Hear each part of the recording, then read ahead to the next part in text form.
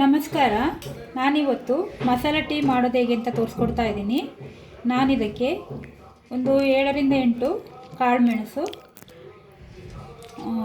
ಲವಂಗ, ಒಂದು 3 ಏಲಕ್ಕಿ, ಒಂಚೂರು ಶುಂಠಿ ಮತ್ತು ಫ್ಲೇವರ್ಗೆ ಒಂದು ಸ್ವಲ್ಪ ಒಂದು 3ರಿಂದ 4 ಪುದೀನ ಎಲೆ ತಗೊಂಡಿದ್ದೀನಿ.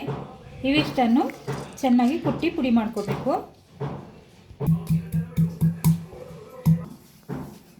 ಪೇಪರ್ ಇಲ್ಲಿ ಕಟ್ಕೊಂಡಿದೆ.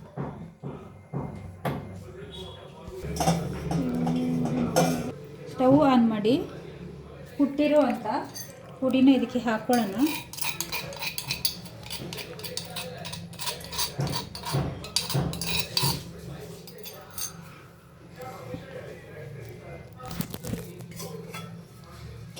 ಜೊತೆಗೆ ಪುದೀನ ಎಲೆ,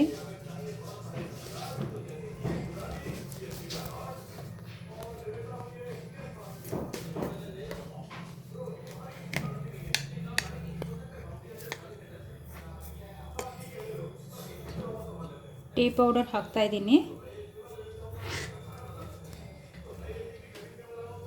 ಸಕ್ಕರೆ ನಮ್ಗೆ ಎಷ್ಟು ಬೇಕು ಅಷ್ಟು ಸಕ್ಕರೆನ ಹಾಕೋಬೇಕು.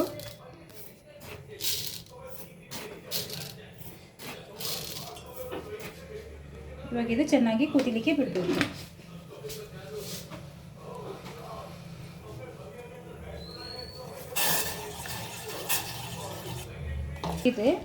ಇದಕ್ಕೆ ಹಾಲನ್ನು ಮಿಕ್ಸ್ ಮಾಡ್ಕೊಳ್ಳೋಣ.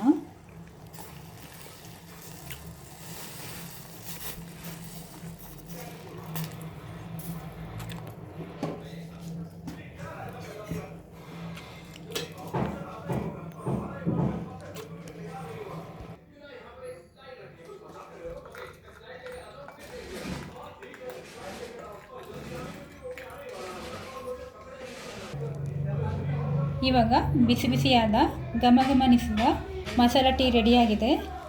ಈ ವಿಡಿಯೋ ನಿಮಗೆ ಇಷ್ಟ ಆಗಿದ್ದಲ್ಲಿ ಲೈಕ್ ಮಾಡಿ, ಶೇರ್ ಮಾಡಿ, ಕಮೆಂಟ್ ಮಾಡಿ, ಹಾಗೆ ಸಬ್ಸ್ಕ್ರೈಬ್ ಮಾಡೋದನ್ನ ಮರಿಬೇಡಿ. Thank you.